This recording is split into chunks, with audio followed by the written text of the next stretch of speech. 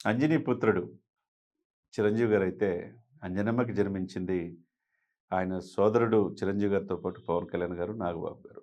మరి ఇప్పుడు దేశ రాజకీయాల్లో ఆంధ్ర, తెలంగాణ రాజకీయాల్లో ఒకవైపు అన్న రాజకీయాలన్నీ చూసి సినిమాలో రంగంలో మక్కటోలేని మహారాజుగా చిరంజీవి గారు పద్మవిభూషణుడై అక్కడ కూర్చుంటే, ఇంకొక తమ్ముడు నాగబాబు గారు ఎమ్మెల్సీ అయ్యి అక్కడున్నారు. ఇకపోతే రాజకీయాలకే పనికిరాడనే పరిస్థితి నుంచి ఉభయ తెలుగు రాష్ట్రాలే కాకుండా దేశవ్యాప్తంగా మోస్ట్ టాలెంటెడ్ పొలిటీషియన్‌గా పవన్ కళ్యాణ్ గారు అవతరించారు.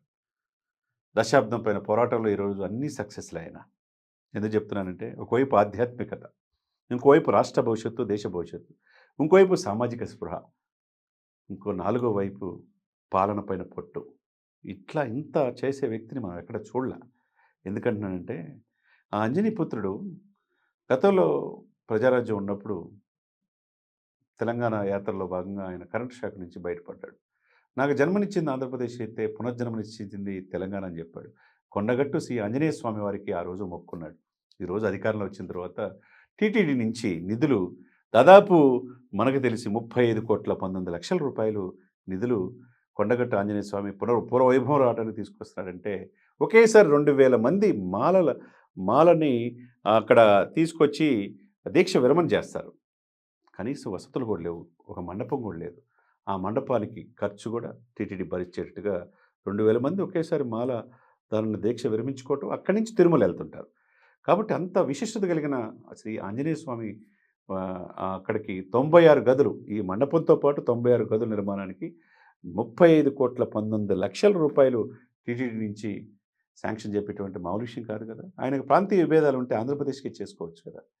కానీ ఆయనకి ఈ ప్రాంతం, ఆ ప్రాంతం తెలుగు వారి సంక్షేమం ఆయనకి ముఖ్యం.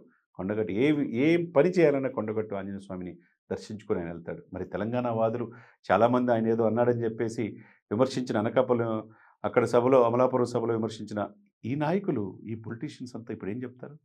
మరి ఇదే తెలంగాణకి 36,00,00,000 శాంక్షన్ చేపించినందుకు, మరి ఇన్నాళ్ళు ఏ రాజకీయ నాయక పార్టీలు, ఏ ముఖ్యమంత్రి, ఏ మంత్రి కూడా చేయని పని చేసినందుకు పవన్ కళ్యాణ్ గారిని ప్రశంసించాలి కదా! ఆ నోటితో ఆయన విమర్శించారు కదా! సారీ చెప్పమని. దాన్ని పెద్ద చేయాలని చూశారు కదా! అదయిపోయింది. దేశ రాజకీయాల్లో ఆయన ఉభయ తెలుగు రాష్ట్రాల అన్నదమ్ముల్లాగా కావాలని కోరుకున్న వ్యక్తి. నీళ్లు, నిధులు, నియామకాలు, ఉద్యమ స్ఫూర్తిని తెలంగాణ నుంచి అలవాటు చేసుకున్న వ్యక్తి.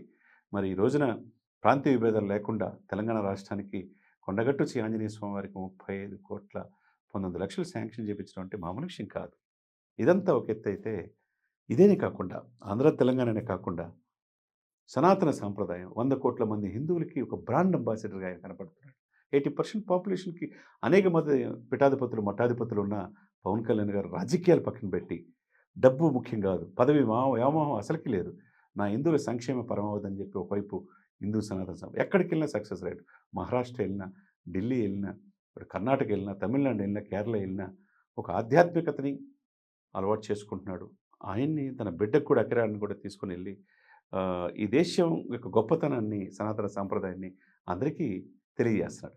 అదే సమయంలో మురుగన్ సమావేశంలో అక్కడున్న జ్యోతి కూడా వెలిగించుకోవడానికి కోర్టు కూడా పర్మిషన్ ఇచ్చినా గాని అక్కడున్న అధికార పార్టీ ఒప్పుకోకపోతే దాన్ని కూడా బాహాటంగానే చేస్తాడు. ఇంకోటి ఈ మధ్య బంగ్లాదేశ్‌లో హిందువుల మీద దాడులు జరుగుతూ ఉంటే దాన్ని కూడా ఖండించిన ఏకైక పొలిటీషియన్. అంటే స్పందించే హృదయం అందరికీ చాలా రేర్‌గా ఉంటది. మరి అది పవన్ కళ్యాణ్‌గా మెండుగా మనం చూడొచ్చు.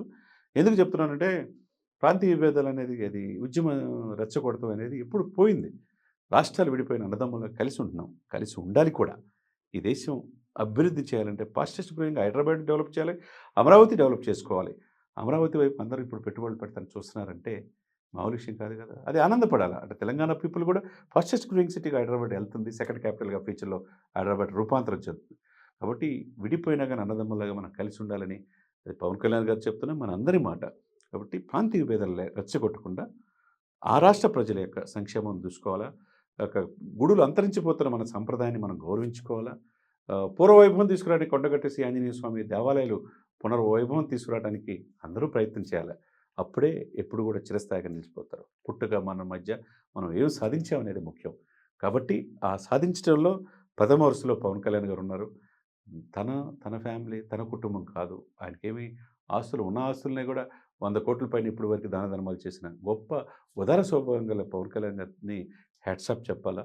కాబట్టి చేయాలన్న చిత్తశుద్ధి అనేది ఈ నేటి రాజకీయ నాయకుల్లో ఉండాలి. అది సినిమాలైనా, రాజకీయాలైనా, సేవా కార్యక్రమాలైనా. కాబట్టి ఈ రోజున అందరి నోట పవన్ కళ్యాణ్ మాట మనకు వినపడతా ఉంది. కాబట్టి దీర్ఘకాలంలో కూడా రాజకీయాల్లోకి రావాలనే వాళ్ళు ఏదో డబ్బు సంపాదించాలనేవే కాకుండా ప్రజా సంక్షేమ పరమావధిగా పనిచేసిన వాళ్ళే రాజకీయాల్లో నిలబడతారు. నిన్న కూడా పదవి బాధ్యత కార్యక్రమాల్లో కూడా చాలా మంది క్యాడర్ కూడా నొక్కి వక్కానించి మీరు ప్రజల కోసం పనిచేయండి. ప్రజలే పరమావధి. ప్రజలే మనకి దేవుడిలాగా మనం చూడాలి. అప్పుడే మనల్ని గుండెలో పెట్టుకుంటారని ఆయన మాట ఏదైతే ఉందో అందరూ కూడా తీసుకోవాలని మనస్ఫూర్తిగా కోరుకుంటున్నారు. కాబట్టి నేటి తరం రాజకీయ నాయకులకి పవన్ కళ్యాణ్ అనే వ్యక్తి ఒక స్ఫూర్తి ప్రదాతగా మనం చూడొచ్చు.